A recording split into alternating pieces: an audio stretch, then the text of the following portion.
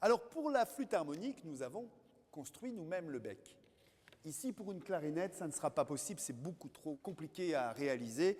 Nous avons pour cela emprunté un bec déjà tout fait. Vous voyez, sur ce bec, on y trouve un petit morceau de roseau, on appelle ça une anche.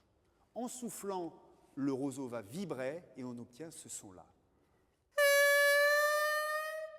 Alors Jean-François, permettez-moi de vous dire que c'est affreux. C'est pour ça qu'ici, le tuyau est indispensable.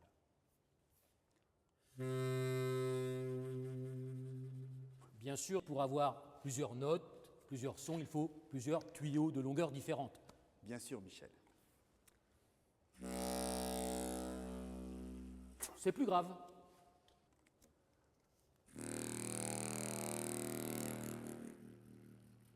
Alors là, c'est pas grave, Jean-François, c'est très grave. Bon, dites-moi, s'il faut changer de tuyau à chaque note, c'est très difficile à jouer. Eh oui, c'est pour ça qu'on a inventé le trou. Le trou. Avec une bonne perceuse et une mèche de 10 mm, ça n'est pas bien compliqué. Attention aux doigts quand même. Avec du papier de verre, on ébarbe bien pour que le trou soit bien net.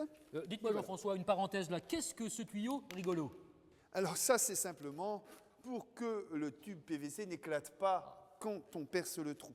Et en plus, regarde, ça fait de la musique. Sur la famille des instruments à vent, le trou sert à raccourcir le tuyau à sa hauteur, en quelque sorte.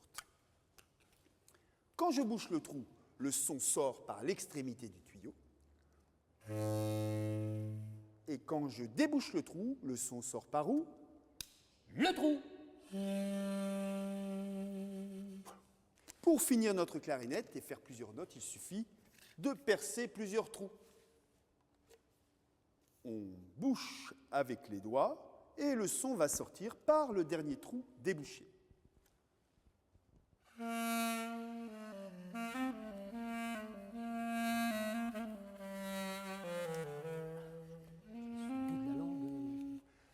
C'est le boléro. Le boléro de Ravel, bien entendu.